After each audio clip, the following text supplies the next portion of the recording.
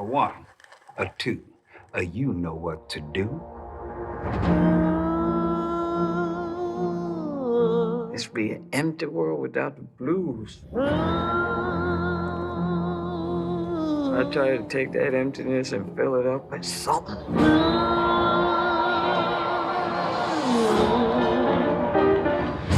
But they want to call me Mother Blues. That's all right with me. It don't hurt none. Way down south and Where's the horn player? I got a friend. Come on, Levy. You rehearse like everybody else. I'm gonna get me a band and make me some records.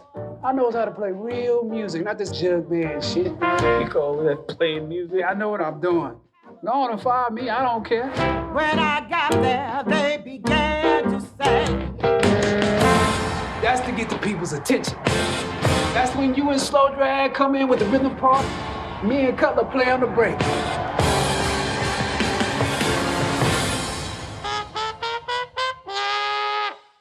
Levy, the sooner you understand it ain't what you say, it's what Ma say to count. We'll be ready to go in 15 minutes. We'll be ready to go when Madam says we're ready to go, and that's the way it go around here.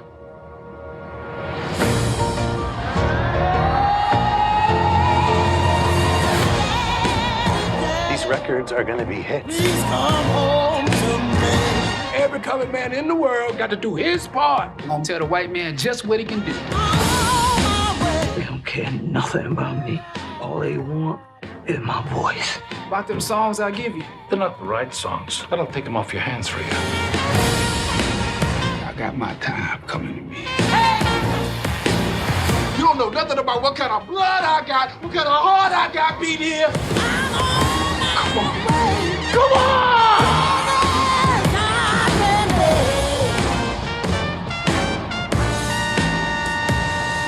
Wonderful. We got that boy. Good session, Mom. We got ourselves a winner. Yeah, you did.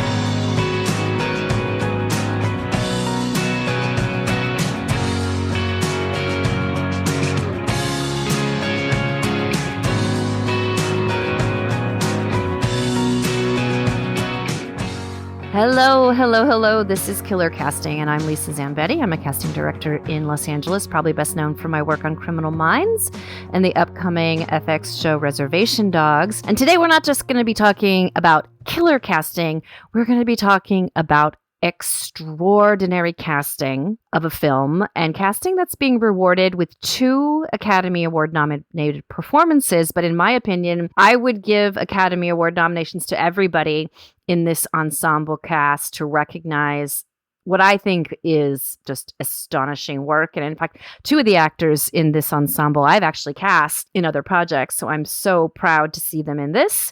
And I can only be talking about Ma Rainey's Black Bottom. I've been wanting to talk about this film for several months now, and now's a really great opportunity because of the nominations of Viola Davis and Chadwick Boseman for Academy Awards. But in my opinion, Glynn Turman, Coleman Domingo, and Michael Potts are also right up there. But I can't talk about this alone. As you know, I can't just talk to myself. That would be super boring. So I have my sexy beasts with me, my ever-present companions. Please say hello, beasts. Brian A. Hill saying hello. And a big hello from down under from Dean. Great to be here discussing this incredible film with 2, well, as you say, Lisa, more than 2 incredible performances. Just mind-boggling. Yeah, so I can't wait to get into it with Dean and Brian, but we can't talk about this out of context. And let me just be real. We're all white, and I didn't think that it was right that I don't have other magnificent minds to put things in context for me and for us, and people who've spent their careers studying not only Black theater, Black history. August Wilson, whose play this movie was adapted by Ruben Santiago Hudson. So we have 2 very special guests with us that I'm so excited to have them introduce themselves to you. Why don't you go ahead? Hello, I am Dr. Monica White Ndounou. I am an associate professor of theater at Dartmouth College, where I'm also affiliated with African and African American Studies and Film and Media Studies. In addition, I am the founder and executive director of the Craft Institute. And our mission is dedicated to curating culturally inclusive ecosystems throughout the world of arts and entertainment. And I'm also a proud member of the August Wilson Society board. Wow. Wow. Wow. Wow. Thank you so much for being here. And we have another special guest. Yes, I'm Dr. Larry Glasco. I'm professor of African American history at the University of Pittsburgh. And really, one of my major research fields is Pittsburgh history. So I got interested in August Wilson originally because of his Pittsburgh connections. And it's been a fascinating study on my part.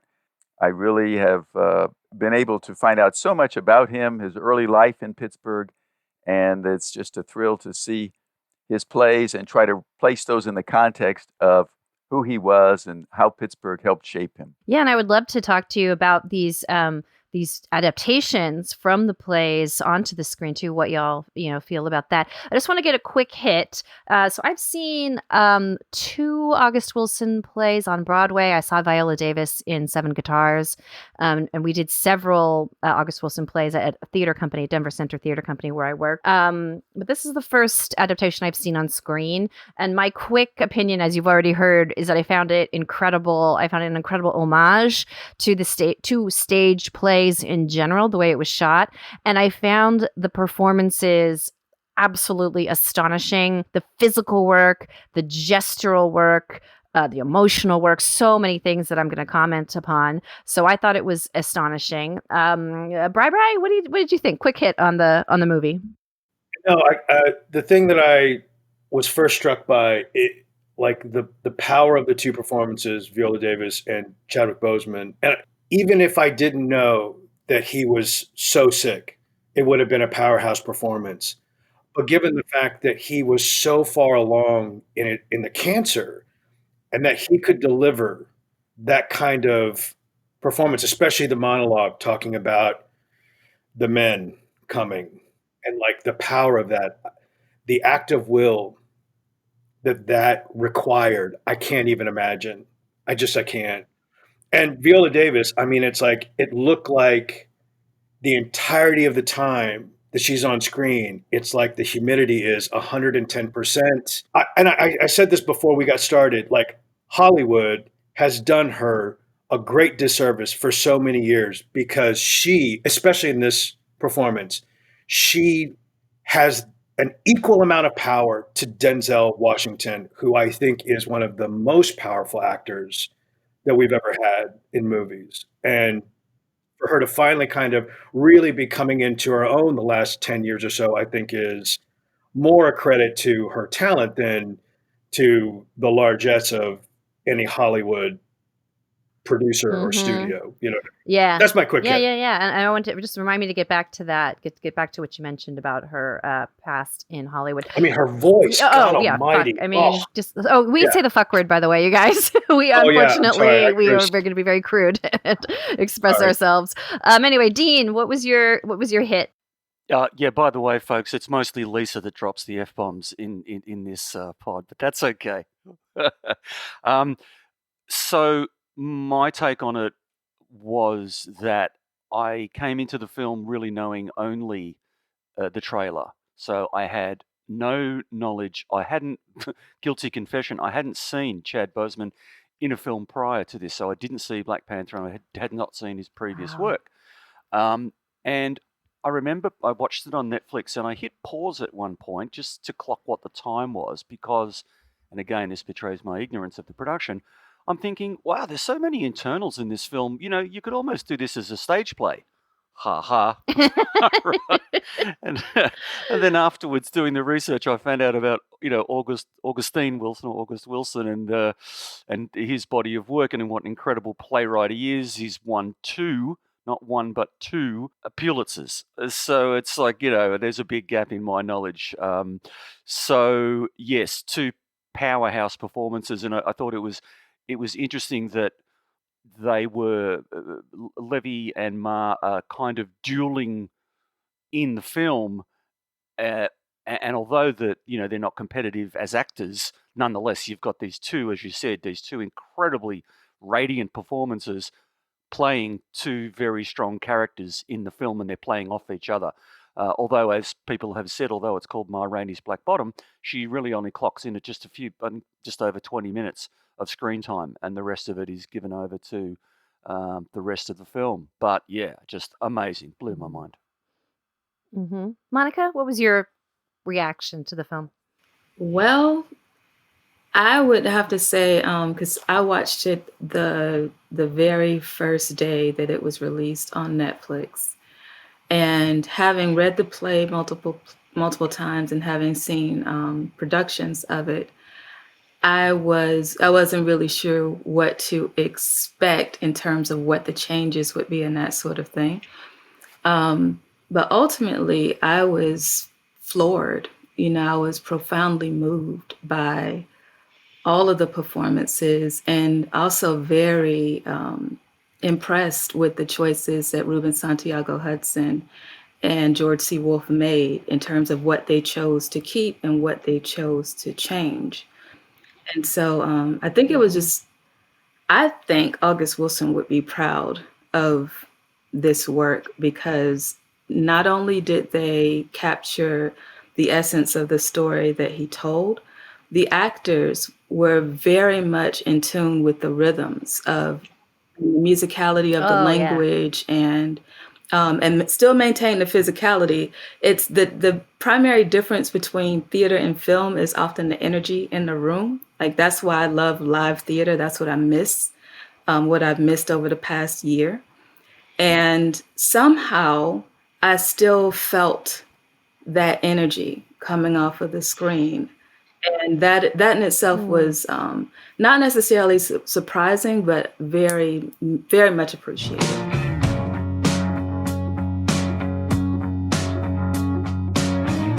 They don't care nothing about me. All they want is my voice. Well, I done learned that. And they're going to treat me the way I want to be treated, no matter how much it hurt them. They're back there right now calling me all kinds of names, calling me everything but a child of God. But they can't do nothing else because they ain't got what they wanted yet. Soon as they get my voice down on one of them recording machines, then it's just like I be some whore and they roll over and put their pants on. They ain't got no use for me then. I know what I'm talking about. You watch. And Irvin, he right there with the rest of them. He don't care nothing about me either. He been my manager for 6 years, and the only time he had me over his house was to sing for some of his white friends. I know how they do. Yeah, shit, you colored and you can make them some money, then you all right with them. Otherwise, you just a dog in the alley. I'd have made them more money for my records and all them other recording artists they got put together, and then they want to talk about how much this session is costing them. I can't see how it's costing as much as they say. Shit, it ain't. I don't pay that kind of talk no mind.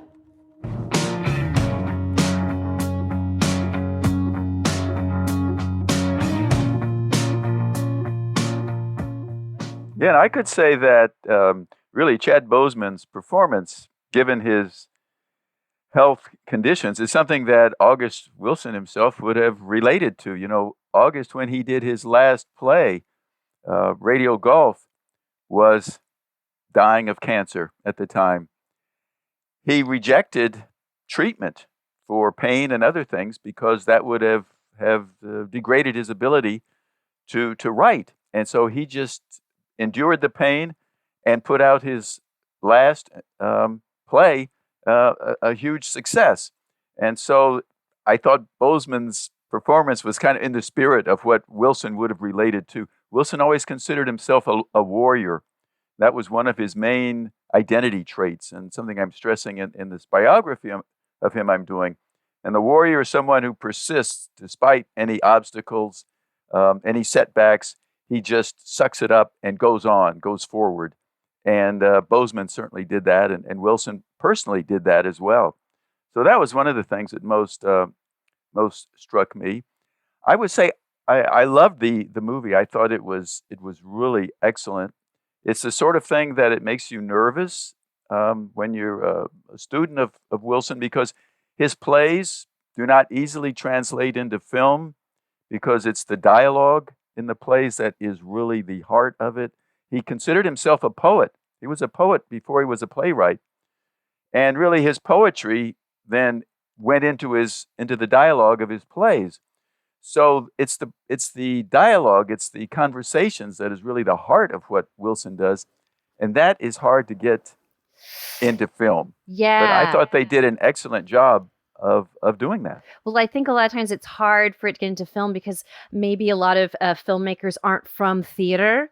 But goodness gracious, George C. Wolfe is certainly, the director is certainly from theater. So is Ruben Santiago Hudson. So is Denzel Washington. And I think that you could tell because those scenes were so elongated compared to what you would normally see in a film. There were not quick cuts. They were allowed, those arias were allowed to be sung by, all the different characters almost all of them have those speeches that were not chopped up and cross-cut or have flashbacks to Levy's mother's rape. It was just the words were allowed to paint the pictures, which I think was so important. But as we talk through the movie, please, Monica and Larry, let us know what are major differences that did happen in the film, because I did not go back and read the script, so you guys are going to be much more on it than I do. But let's talk about just real quickly about the performances of Viola and Chadwick. They had been in a movie before when he did the biopic of James Brown, and they had a very short scene where she comes in as his mother, and they have a scene about that. But boy, this was a whole different kind of relationship. And I just want to talk about Viola Davis, how she gained weight, which is always going to change your performance because it's going to throw off your center of gravity. It's going to do things to your voice. It's going to make you sweat more. And then, of course, she was wearing a prosthetic garment that made her heavier, and how she rehearsed with it and wore it all the time and got it in her bones. But the way that she moved, her gestures, I've been watching her for a very long time. I've never seen her have the kind of articulation in her joints as she did in this movie, and I just loved it. And everything she was doing with her neck, she did a lot of really interesting things just physically. And the same thing with Boseman. I mean, he had this wiry energy, and the way that he walked, and he kind of hunched his shoulders forward, and his feet were so light, and I just love that physical work. And it shows you kind of the skill of the director that you caught that you could see that, because a lot of times in films, you don't even see the actor's feet. They're kind of acting just from the waist up. So I just thought that was those were stunning choices and creations of the actor. Bri, anything to add to that? Yeah, I mean, and for me, there's always, like, I'm always grabbing things from, and it's not an apples to apples comparison but like things that remind me. And with Viola Davis's performance, I could not shake this notion of Lear, like that character as Lear. And I mean, like, you look at her eyes and there's just this madness, right? I mean, it's like with the heavy set makeup, right? And for whatever reason, like, that's what I like equated with that performance, which is, again, not apples to apples.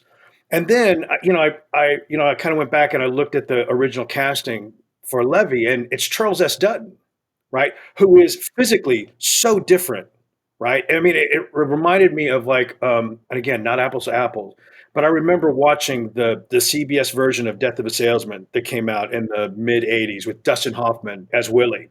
And that was the version of Willie Loman that, like, I took as my own. And then to realize, like, Lee J. Cobb, who's a much bigger, more robust man playing that character, who was how Arthur Miller saw him.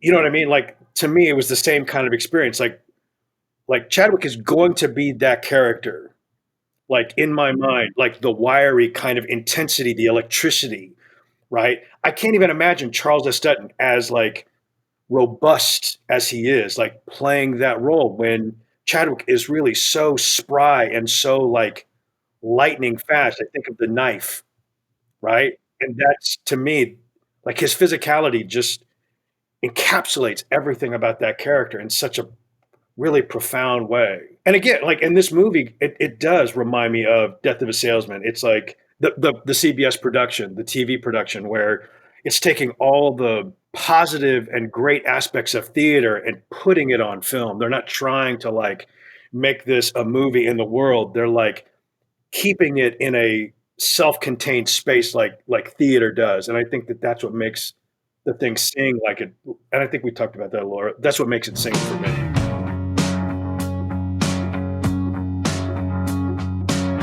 Let's now take a listen to the man highly responsible for bringing this amazing film to the screen, which is Denzel Washington as the producer of this. And this is him talking about Chad and his relationship with him. Chadwick Boseman's final movie, Ma Rainey's Black Bottom, will be released on Netflix on Friday. Denzel Washington produced the film. In the 1990s, Denzel actually donated money to Howard University so theater students could take a prestigious summer course. It ends up that one of those students was Chadwick. Yeah, now with Chadwick's passing, Denzel told CBS Sunday Morning that Chadwick gave us everything he had. You helped pay for his schooling, part of it, and he said that there wouldn't have been a Black Panther if it wasn't for Denzel Washington. There are always those that came before. There wouldn't be a Denzel without a Sidney, or Sidney without a James Edwards, or James Edwards without a whoever the guy was back then. It's our job to pass the baton and share what we know, and it's my job. That's the way I look at it. Can't take it with you, so all you can do is leave it here. Y'all back up and leave Levy alone. Oh, come on, Levy. It's fascinating that nobody knew that he Well, credit to him. You know, he kept it to himself. It was nobody's business. He was there to deliver, and he delivered. You don't need nobody messing with him about the white. Certain members of his team knew. His wife was there, or they weren't even married yet. I used to watch how she took care of him. And I actually said to him, I said, man, you need to put a ring on that finger, because she kept her eye on him and she watched him. And I'm like, man, she loves that guy. You know, but I didn't know what we know now. We now know it would be his final film. Chadwick Boseman passed away August 28th at the age of 43. I mean, he's so young, so talented. How do you wrap your mind around that? He did all he could do with what he was given. And he left it here for us to enjoy. Chad will live forever, period.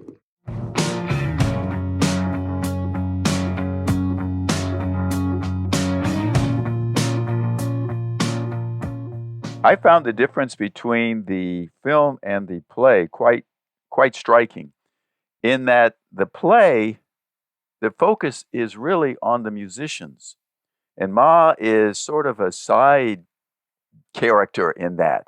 She doesn't have the importance and the role and the presence that she did in the film. So in some ways, I thought the film made it more, to me, it was more interesting, because Ma really took on a stronger persona, a stronger role in the entire production than she has in the plays, in the theater. And a lot of that's due to Viola Davis. It took someone with her power to carry that off, because there's not that much script for Ma as there is for the musicians, for Levy and the others, because of the Wilson's emphasis. But I thought they did a beautiful job of bringing Ma's story more to the fore than even in the play. Monica? Yeah, I agree. I think I want to go back to something you said a while ago, Lisa, about the experience of the writer and director in the theater. And I want to point out that all of those principal actors that we're talking about also come from the theater. And all of them have a background in performing August Wilson. And so, Brian, you had mentioned before, you made this Lear comparison between, King Lear and Ma Rainey, which I think is an interesting comparison, because I watched the film again today in preparation for this conversation. And I just thought, August Wilson writes these great American tragedies, the feeling that you're left with at the end, where, again, it's almost like he's not arguing for any particular point of view in this play. He's laying out two very distinct perspectives: Ma Rainey's perspective on how she wants to move through the world, and Levy's perspective on how he wants to move through the world, both have dire consequences, right? And so, and that's what you really get the sense from Viola Davis's performance in that there are two scenes in particular that I'll point to. There's the one in which Irvin comes to tell her that they're gonna give Sylvester $25 of her money, instead of just paying him. And when she tells him that's not actually how it's gonna go, and you need to go back, to Sturt event and get it straightened out, it's not even so much of what she says, it's that expression on her. There's a whole scene that plays out on her face in that moment. And you can feel like the gravity of what has happened, over the course of the day. And then you see it again when she's in the car and they're driving away in that last scene where it's really starting to settle in on her, like, what happened, where she's headed, what happens next. And you can feel the intensity of it, but somehow you still feel that she has power, even though, at this point in her career, that, this is, I think, one of the last albums she records, and, she career kind of goes downhill from this point, in her actual life. Well, I think Viola Davis is, and Larry, you mentioned this about the warrior aspect of these characters, and that's kind of what Davis is getting into. You get the sense of the wars she's fought, by this performance, the weariness, the worldliness, even when she's going through the hotel, the quote unquote black hotel, and she's looking at all these people going, yeah, go ahead and stare at me. I don't care. I don't care what you think. I'm proud of myself. And that's like a battle scar that she has, that she carries through the whole movie, that I really love. And I've seen her play battle scarred characters before, but this had a whole other literally weight to it that I really, really admired. I want to just go back to the very first scene of the movie. It's a small moment, but it's something I was just fascinated how the movie. And by the way, this is a simple. This movie is very simple, right? The mother of the blues, Ma Rainey, goes from the south to the north to record some songs. That's basically the plot, right? Yet there's so much tension, there's so much tragedy, and there's so much climax is sort of incredible on this sort of very simple story. But the very beginning of the film, you see the woods, you see it's at night, it's the woods, there's moonlight, there's a little bit of fog, and you see two black men running through the woods. And for me, that just pinged me like, oh, fuck. What's going to happen to these guys? Who's chasing them? What are they? I felt fear in the beginning, but they're not running from anybody. They're running to something. They're excited when you reveal that they're running to this sort of juke joint tent experience. So what am I afraid? What am I tapping into? What are they saying in that first scene there? I think what came to me when I watched that is it made me think about how very often, and I think because of the history of Black people and people who do not consider themselves white have to cross over to a predominantly white audience, that whenever you have a story about Black people, that there's always there's so much focus on the conflict between Black people and white people. This need to bring white people into the story, and to have a central role. I feel like when Ruben Santiago Hudson and George C. Wolfe decided to open the scene in this way, what it does is highlights the fact that we have private spaces occupied by Black people where Black people simply enjoy one another, irrespective of what white people are doing. And that is a beautiful thing. Mm-hmm. And so historically in film, when you see that scene, then yes, there's something, terrible about to happen. And, there's some sort of confrontation or some form of violence or whatnot. But I think what they do is a very clever reversal which is something that, Ma Rainey keeps mentioning. I don't need this. I can go back to my tour and back to my people. I don't need this. And opening in that way just really helped, I think, draw people in because they're expecting that violence. But then what they get is this beautiful scene of Black people enjoying one another and enjoying the music. Larry? Yes, I think it also reflects, I agree with what Monica says. It reflects Wilson's basic philosophy of this would come out of his nationalist orientation, Black nationalist orientation. His plays are very seldom have any white characters whatsoever. They don't attack whites in most of the plays. Whites are just at the periphery of the scenes. They're seldom at the center. In this case, probably more than in most of his other plays. But generally, that's very much a trademark Wilson approach to theater and to black life that really is quite unusual and quite powerful. Bye-bye. One thing I was struck by that scene, and for a time I was doing research for a time on the Negro Baseball League, and one thing I was struck by, and I could have this completely wrong, but like the coexistence of the sacred and the profane, right? Like the juke joint and the church, like that they coexisted, right? And so my first thought, like seeing this tent revival and having grown up in Texas in kind of the evangelical community, having been to a tent revival, it had that feel of here's a tent revival, and yet we have Ma Rainey like singing Black Bottoms, and everybody's like enjoying it, but it's like it's scandalous, right? It's just like, everybody's in, like they're kind of like, there are people in the crowd, and so to me, that I thought that in such a simple way, this like 2-minute thing, it's like it brought those kind of images, those iconography kind of together. That was just kind of my impression of that scene, and it evokes both, right? Which is great. So simple a choice. I want to talk about an actor who's in this that I think is a national treasure, and I can't believe that he has not been nominated for an Oscar, and Brian knows who I'm going to say, and so does Dean.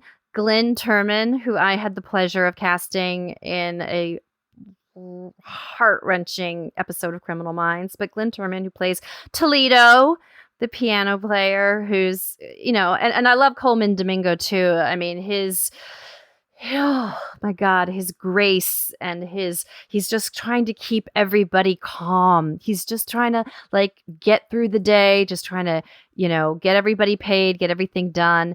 And, Toledo, what did you think of those characters? What did those mean in Wilson's world? Well, I thought one thing about the characters, they're blues performers.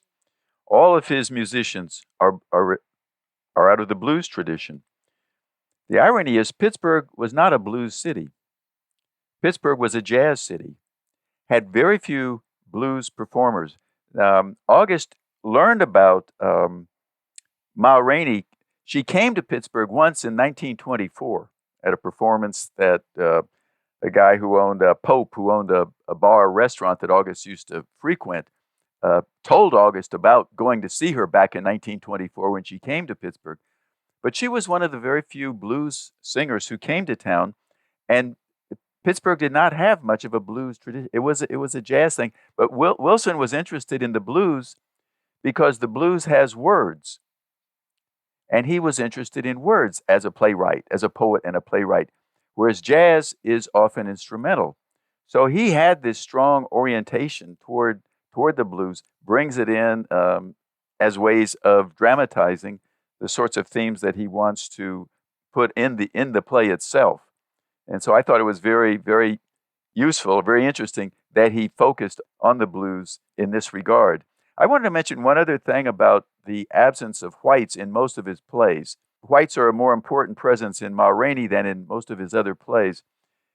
The curious thing about this is that Wilson grew up biracial, white father, black mother, in an integrated, multiracial, multi-ethnic neighborhood. So he was thoroughly familiar with white people, with white life. He had a very congenial childhood in his neighborhood with both whites and blacks. But you get none of this in his theater, and this is, to me, remains one of the big mysteries of Wilson. Monica, is it a mystery to you?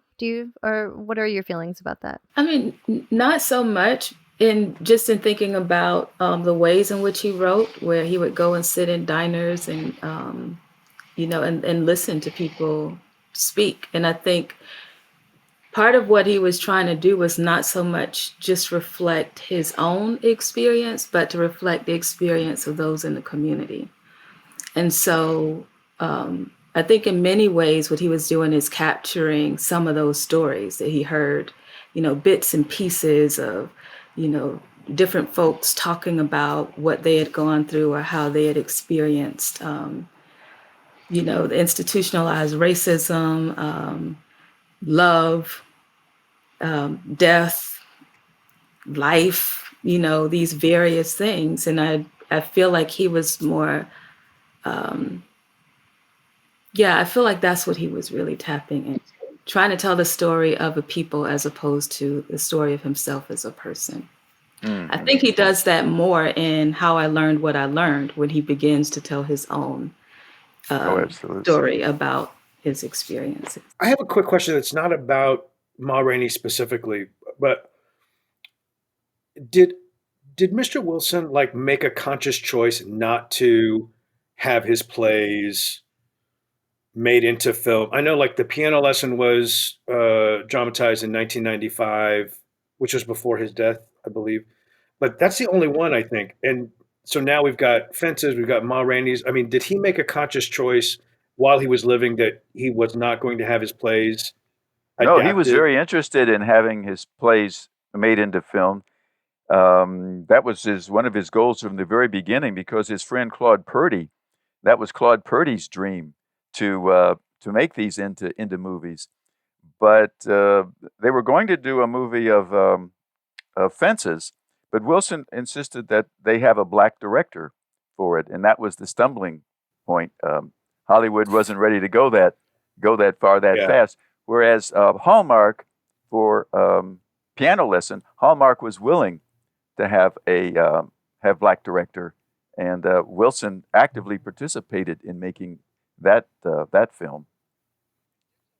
And Denzel Washington is really spearheading these productions now that are moving into film. Am I right about? I mean, I know he produced both these recent adaptations. Right? Yeah, I think he is committed to adapting the cycle. So yeah. I want to pivot to two things I want to talk about. Wardrobe, and I want to talk about wallpaper, because these are my two favorite things to talk about. But when I was an actor, Brian and I were both actors, and when I was an actor, I could not really nail my character until the wardrobe lady brought me my shoes, and then it's like, all right, I can do this. And I do not think you can do this play without this wardrobe. Because there's something about, a man having a shirt and a vest and a jacket and a hat. And the way that Coleman wears his hat is so different from the way Glenn wears his hat, kind of, jauntily to the side. And then Michael Coleman, my brother Muzan from The Wire, he wears it with the brim turned up. And the hard-soled shoes, and we know that literally shoes is a big Chekhov's gun in this movie. Literally the hard-soled shoes make you walk different, make you you hear yourself when you're in a room. Do you guys have any feelings about the wardrobe and just the way, even Glenn would use his little handkerchief to mop his face, and all the little things that come from wearing this wardrobe adds to this luscious behavior of the film. And I would say August was always interested in dress and appearance.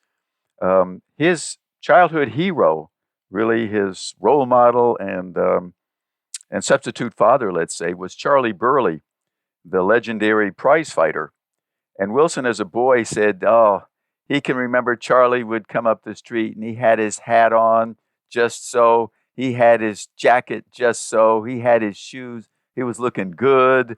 And people, his fans, would just be cheering and calling out his name.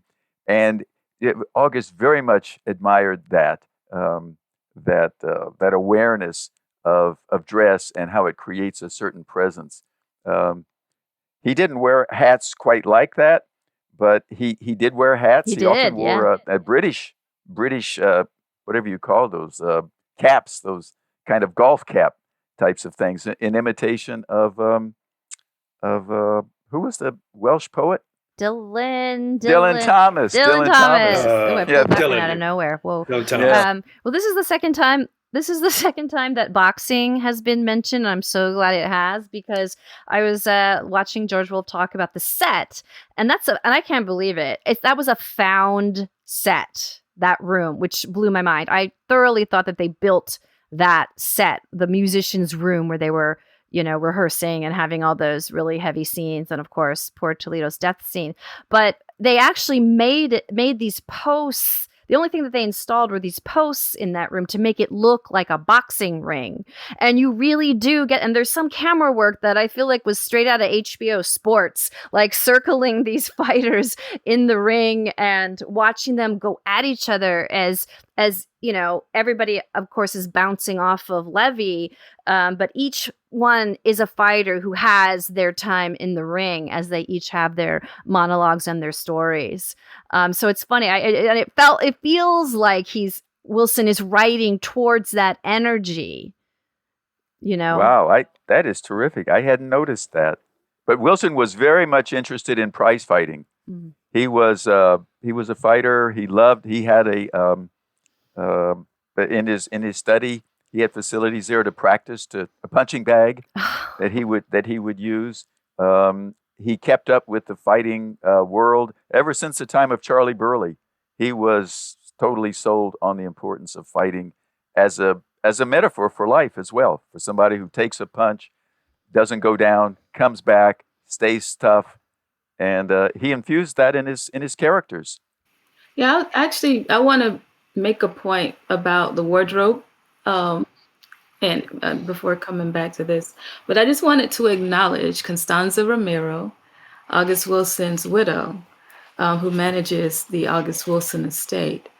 And she actually gave a presentation at the International Black Theater Summit a few years ago, where she talked about, because she's a costume designer, and she talked about how Wilson and she interacted in terms of the designing of the costumes, and how that also went along with the writing process.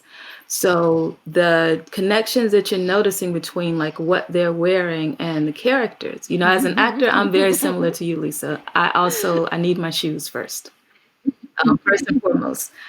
And one of the things I noticed, I think it was in that final scene again, where you see Ma Rainey in the car and they're driving away. Now here she's been in that studio all day, sweating like it's crazy. And as soon as she gets in the car, she wraps this fur around her neck. I noticed the same thing. But it's a status symbol, right? It's a status symbol. So regardless of how hot it is, she's gonna wear it. And I think that's something you see throughout all of Wilson's plays. The costumes always matter, because it's so much a part of the culture as well. It's really articulating key things about the culture in every era that gets represented. Yeah, right. Going back to the kind of boxing illustration, I think about like the film adaptation of Glengarry Glen Ross and the scene between Moss and Aronow in the donut shop. And the director made a conscious decision to like go back and forth, right? And Mamet is so like they're going back and forth like a tennis match. So it's just like screen, switch, and it becomes very distracting. And the thing about this that's so great, and again, it's the boxing illustration, right? The camera moving always. You know what I mean? Like exactly, like circling the ring and everybody kind of coming into the center and then going back to their corners. I mean, it's like it's dynamite, and you don't have to look ping pong back and forth like with dialogue. You're moving along with the camera, and it's like fluid. You know what I mean? It's really a dance. a remarkable, yeah, absolutely. It's a remarkable piece of filmmaking without sacrificing the joy and what made it such a phenomenal play and a piece of theater. I wanted to switch for a second to what it costs actors to be in a piece like this. I've been watching interviews with Coleman and Viola and Glenn and Michael Potts about, what it's like to do material like this. And especially some of those monologues are just gut ripping, and it's gut ripping for any actor to have to do a traumatic monologue and I've had to do monologues that are about, whatever, sexual violence or something like that pings me and hits me where it hurts. But I can't imagine how difficult it is to be in a play with such suffering, such memories of suffering. The story about that Cutler says about the priest, being abandoned on the railroad. And then, of course, Levy's story about his mother and everybody's suffering. I mean, can you speak to that at all about what that does, the trauma that is for an actor? So I'm actually working on a project right now that actually deals with that, the different experiences that Black actors in particular have had in performing particular types of roles, and how they've actually had to develop their own methods for how they approach these types of performances or performance in general. And so there are people like Dr. Barbara Ann Tier, who back in the 1960s even noted the problems with method acting, for example, which is a form of Stanislavski-based training that was popularized by Lee Strasberg that they use at the Actors Studio. I taught for the Actors Studio. I'm very well aware of it. Yeah. I know you are, but just in case. Yeah. But with that method, and popular audiences hear about it, how an actor will lose all this weight, or they will go and live in certain conditions in order to be able to relate to the character. But when you think about what that can do to Black people who historically have been cast in, stereotypical roles or roles that are really sort of steeped in trauma, the problem is most apparent when it's a role that hasn't been written well. I think what happens in Wilson's work, because he writes these full characters that actually have an arc. And I also believe that these particular actors in particular have had enough experience with the work. And some have had the opportunity, for example, to work with Lloyd Richards and folks who really understood this type of work. And so I think they were able to manage this. I know Coleman Domingo gave an interview and was talking about how he had to kind of work with, or, he spent time with Chadwick performing that, gut-wrenching monologue because Chadwick had actually broken down in the middle of that. And the way Coleman describes what happened with that is really, I think, what's necessary is you need community. You need people to be able to hold you in those moments when you go there, and you have these top-notch actors who are not afraid to go there. The problem is, how do you get back, right? And they're able to get back because they're holding one another. And that's the power of an ensemble that's been,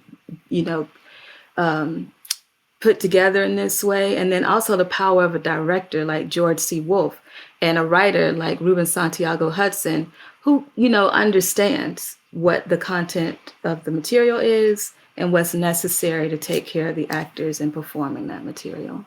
And that's not always the case in Hollywood productions. No. Real quick. So when I was in my early 20s and I lived in Houston, I was really lucky to get to work with the ensemble theater with Eileen Morris, and she was still married to Alex. And so my first play that I did with them was Pearly Victorious. And then the next play, right, exactly. And then the next play it was like their commemorative season. And the next play we did was Soldier's Play. right? And so this is speaking of community, like Soldier's Play is really, really tough. It's really tough. And so we had that community and these older guys who were established Houston actors, like they would tour all the time. That's what they did. They made their living as actors. Like they took me under their wing and accepted me in a way like that I just feel incredibly blessed to have experienced. But we also had the broader community coming to see the show. Like there was never a night where we were less than 75% capacity. So it was not just telling this really tough story together as a community of men. They were more men than I was, certainly, because I was so young. But then also the broader community coming to hear the story being told and to kind of celebrate the talent that was there and available. I think that that's something that film can never capture, even if you're in a packed movie theater. It just can't. The communal experience of being together, you know what I mean? And the pride that the audience had in the ensemble theater. I mean, it was such a remarkable institution, you know what I mean? And I think that's something too, to have that as well, which was fantastic. And it's still a remarkable institution. Eileen Morris is still there doing fantastic work. I know. I know. It really is like it. Those two experiences were like my favorite experiences working in theater because, and listen, you know, doing Soldier, like we did everything. We misbehaved terribly. Like people bring, okay, I'm going to tell tales out of turn. So like, you know, like backstage, like, you know, guys were bringing in, you know, gin or beer or whatever, like intermission, they'd go off by themselves and then come back. And I mean, but everybody trusted each other. And that was the year that the Houston Rockets won their first championship. So we were watching television it was just a theater as a place of joy that's what I think of. And so that made telling that story, that particular story, made it a little bit easier because we were all kind of in it together. And I think that is a tremendous strength of the Black theater community nationally and then also regionally, for sure. Well, let's turn to the end of the play as we sort of wrap the end of the movie as we sort of wrap up. So I had never read this play or anything. I didn't know what happened at the end, but I knew somebody's gonna die. I just knew it. There's just nobody is getting out of that freaking room alive. Something has to happen, and I'm waiting and waiting for it. And as the musicians are packing up, and it's like, oh, they're just about to get paid. Everybody's just about to, you know, get out of there and move on. But I could feel it. I could feel the wind up to something happening. So why does Levy kill poor Toledo? Why does that have to happen? Again, when I was watching it today, and the words that came to mind when I was watching all the performances, but particularly Viola Davis and Chadwick Boseman, I call it eloquent rage. Is what you see beneath the surface of, and it's there the entire time, but there's so many other things playing, like on the top layer. And then every so often it dips into that and you can see the rage coming. In that moment, and it's what happens a lot in life, you know, hurt people hurt other people. And they often hurt the people that are closest to them. And so Levy's rage was not at Toledo, but Toledo was who he had access to express that rage.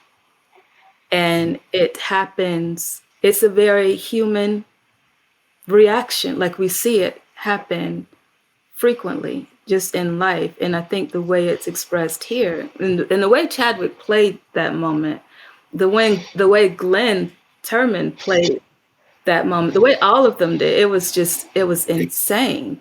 But I feel like they captured it. Like in the moment that it happens, you don't even think about why did he do that. You know exactly why he did it. Even Toledo knows why he did it. They all do, which is why each one of them begins to turn around, because they knew it was coming. And I think each one of them, especially Cutler is trying to stop it or slow it down at least. And that's the sad part of it. But I think that's what really taps into it. That's what makes it such a powerful story, because it's recognizable. We see it happen often.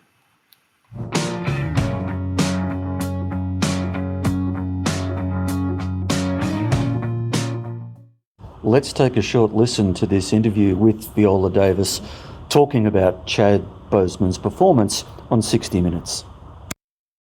You ain't had nothing to say except, yes, sir. Just because I say yes, sir, don't mean I'm spooked up by him. I know what I'm doing. Let me handle him my way. This marks Chadwick Boseman's last role before he passed. Looking back now, how do you reflect on his performance as Levy? First of all, it's an extraordinary performance with an extraordinary role. I think it's the greatest role for a young African man in ever, only because it's a character that comes full circle. The role of Levy, the trumpeter. The role of Levy in Ma Rainey's Black Bottom. Levy got to be Levy. You don't need nobody messing with him about the white. Someone reconciling their dreams, but then running from a traumatic past that ultimately swallows him. I think that when people watch it, because people are going to look at his life backwards, because we know the end now, which was his death.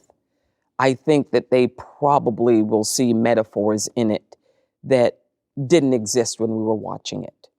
We were just watching a great artist absolutely give himself over to a role, which is what you do. You give yourself, you sacrifice yourself. You come onto the soundstage, you say, bye, Chadwick. I'll see you later. I'll have dinner with you tonight. Come on, Levy. And then, but that's really hard to do because like to sub out like that. Chadwick or Viola, they're always scratching at the door saying, wait a minute, you can't leave me behind. But you got to leave yourself behind. You give yourself over. You sacrifice. How do you do That's what I saw. How do you do that as a performer? Well, we don't have enough time so that I could tell you how to do that. But I'll tell you the one thing you have to do. You have to be courageous enough to leave your vanity at the door. That's really hard for people to do. But that's what I saw in Chadwick. That's what I've always seen in Chadwick, an artist, not just an actor or entertainer, an artist. How is he an artist as opposed to just an entertainer? An entertainer just wants to give you what you want and make money. An entertainer walks in the room and they know their power. They want everyone to know that they're number one on the call sheet. They have to make sure that that trailer is right. They have to make sure their lunch gets delivered on time. That's an entertainer. An actor forgoes all of that. An actor, it's about literally servicing the writer and the role. An artist has a lot of that imposter syndrome. That feeling like, oh my God, am I going to be able to do it? Am I going to be able to do it? And they should have those feelings because it's a huge leap, because you know the road, you know what the process is. And also, an artist, like I've said in the past, is an observer and a thief. An artist observes life. They take everything in, and they saturate it. And then they hold it like they have a whole lexicon of all this stuff that they've observed. Then when a character comes along, they use it as arsenal. An entertainer, they copy actors. They copy trends. They copy zeitgeist. An artist is someone who's just committed to the craft of acting, the whole craft, even separate from how people are going to respond to it.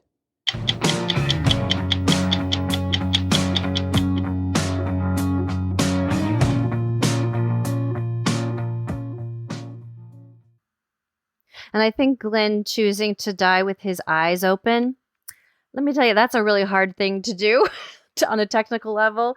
That was such a strong, devastating choice to keep his eyes open, staring up in shock and wonder of his death. That was really rough. I'm sorry. I was just going to say it's in the text. Yeah. It's in the text. It's in the text. And Wally Jamal, an actor here in Pittsburgh who's done all of Wilson's plays and was a friend of August Wilson, said that when he played that part, Wilson had told him to keep your eyes open. And so he fell, and he kept his eyes open. And he said there was dust floating around, there was everything. And the scene went on, and he said, I didn't blink. And I could see out of the corner of my eye, Wilson was looking at me in total astonishment, like, oh my God, go ahead, it's okay, you can blink. He said, I was going to show him I was not going to blink. He said that dust was falling in my eyes, and I didn't blink a bit. And when it was over, Wilson came up to him and said, Ben, I don't know how you did that. You didn't have to do that. Yeah, that was. I'm sorry. I went. He was kind of apologetic. Well, he said I had his number then. He told me don't blink, and he said, okay, I'm going to show you something. Lisa, did you notice? Just speaking of Glenn, when Levy makes that incredible monologue about his mum and his dad. Let's not forget, of course, that that's part of his tragedy. And Brian, you're right. This is this is not a musical. People looking in the trailer might think it's a musical. It's not, of course, is it? It just happens to be about musicians, but it's a drama, and it's certainly a tragedy. But he and Toledo's character had been sort of dueling, and Toledo had been quite dismissive of him throughout. Yet when he tells that story, there's this one shot where the camera is positioned to the right of Glenn's face, but you can see the other musicians in the background, and he has just a single tear just rolling down of his cheek. And it's only about a 2-second shot, but it's just so powerful. And then it makes what happens later even more so. And of course, his rage, I think, is also partly what triggers him to that. It's the scene right after Sturdivant, disses him about his songs and, pokes the $5 in his pocket and, virtually pats him on the head and says, now go off and run away and be a good boy. And I think he realizes that, when he tells that story about his dad, he's so proud that he took his dad's message away about when his dad sold the farm. He smiled at that guy's face, he took the money, and he planned his revenge. And that was sort of the route he seemed to be taking with his efforts to, change the music. It's like, yep, say the right things, but, I'm going to get there. And then I think he has a moment of realization where he's maybe, I don't know, it just looked like he realized, oh my God, this is not going to change. And I wondered what the significance was. It seemed to be a parable for his life, but he's been trying to break that door down the whole film, and then he finally gets in there and it's just a dead end. There's just nothing there. It's just a walled off box. And I'm going, I don't quite know what that is, but maybe is that in the play, guys? Is that in the play? I don't think he ever actually breaks through the door in the play. Correct. Yes. Yeah. Apparently, in the stage version, he doesn't break through, but they chose to break through, and then there's that top-down shot where you can see he's in almost like a prison cell. It's just a small 4-walled thing, and I was like, okay, yeah, and he tried to, I also had the sense that Ma also knew that what Levy was saying about the music was right, that her time was sort of coming to an end, and the things that he wanted to do were the right thing to do, and he knew it, and she knew it too, but she couldn't be at this stage anything but what she was, and so there was that sort of sense of impending doom that I just sort of had about that whole aspect of it, but just brilliant. Yeah, I was just going to add with the him breaking into the walled-in room is really reflective of what Black Americans have experienced throughout the history of the United States. Of every time you think there's a breakthrough or some sort of progress or even access to opportunity, then there's always some other barrier that, I won't say magically appears, but there's always some other barrier that has to be encountered. And so I think that was really reflective of that. And the other thing I was just going to say, the thought that I was left with in the end, and I agree with you, Dean, I believe she knew that he was correct with a lot of what he was saying. And I just thought to myself, how much more powerful they would have been had they worked together. to change the sound. But she couldn't give up the power, could she? Because it's, she didn't want to, because it was all that she had. She did, occasionally throughout the film. It's like when you said, Lisa, that scene where, I think it was you, when they wanted to take the $25 out of her pocket, and then there's just this flash of 2 seconds of incandescent rage, and Sturdivant goes scurrying back off to Irvin to tell him, no, that shit's not going to fly. She has to, or not she has to, but she only needs to display that every once in a while, a little bit of attitude here and there, and it's got her where she is. So to cede power to this young kid, it's just not in her nature. We've spoken about other films, Lisa, and particularly in the crime area, where this, when you well, two things. So one, Lisa, you spoke last time about that when you were watching Frances McDormand in Mississippi Burning, in the scene where she says, about racism, and then you marry it, and you said, bing, there's the Academy Award. Well, of course, I felt the same. You keep planting these ideas in my head, Lisa. You're teaching me about film, because when I was watching then his monologue, I'm like, bing, that's the Academy Award right there. But what is he in reality? He is still, he's telling a story about his mother being gang raped, and then his father murdering some of them, but eventually being caught and murdered himself. And so he is an incredibly damaged human being, and he's just covering it up with his perkiness and his go get it, and let's move forward, and I'm going to do this and I'm going to do that. But it's still inside. He's a incredibly and understandably damaged little boy inside. And so you're right, Monica. I agree, 100%. Well, I just thought that that Ma comes across as a very strong, controlled woman, and August takes a lot of heat for some reason from women for not being, I don't know, as true to them as he should be, or something. And my sense is that maybe there's just my old silly male perspective, but I think he has a string of very strong, fleshed out women, and I just don't know where he gets this reputation for it. And I think Ma is a perfect example of this. Now, in the play, she doesn't get as much play. She doesn't get as much attention as she does in the film, but it's there. It's there. She is a strong woman in the play. She just doesn't have as much time. Well, and certainly Viola won her last Oscar for Fences, so he must be doing something right. But she stole the show. Yeah. Anything else, Monica, Dean, Brian? I think just in response to what Dr. Glasco just observed about the criticism of August Wilson, I think part of it is due to the fact that his plays are male heavy. So it's predominantly male cast. There are some plays that will only have one, maybe two women. And so the stories tend to center around the men. But I do think he's written some really powerful material for women in spite of that. The other thing I just wanted to say is just acknowledge, I wouldn't necessarily call Levy a damaged human being. Like, I didn't want to end it on that note, because I don't think he's damaged. I think he's a human being responding to the horrors of living in an American society that continues to perpetuate racism. Mm-hmm. Yeah, well said. Well said. Well said. Well said.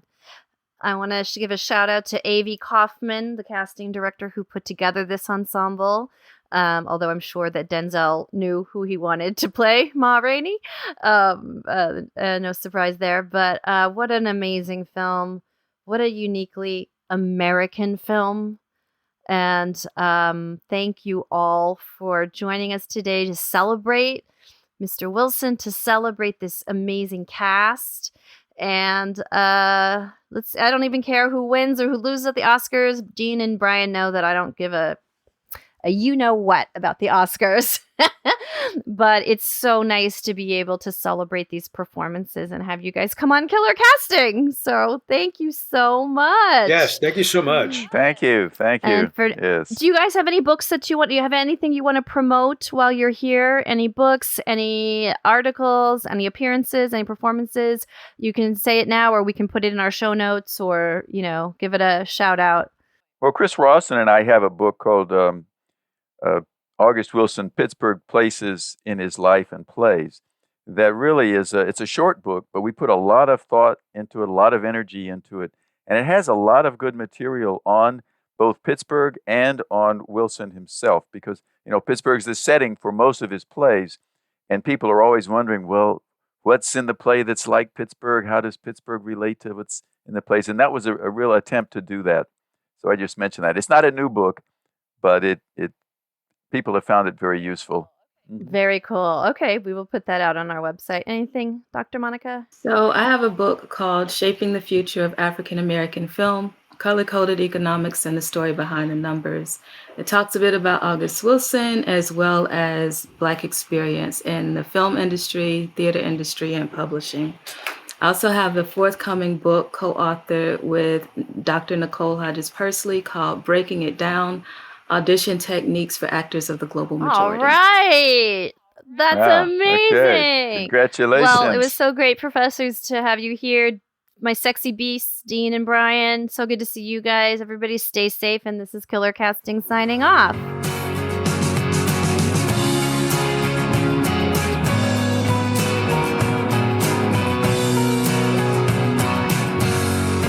Killer Casting is a concept created and produced by Lisa Zambetti. Audio engineering by Dean Laffin. Logo art by April Laffin. Website and Big Fat Opinions courtesy of me, Brian Allen Hill.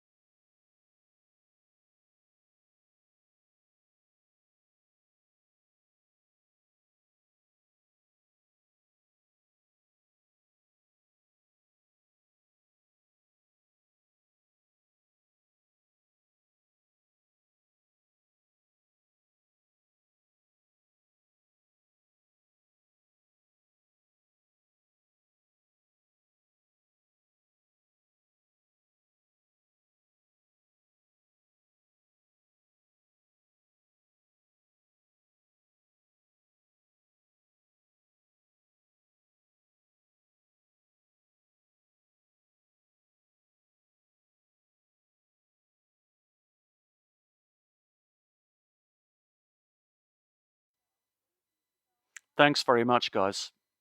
Terrific input. Thank you.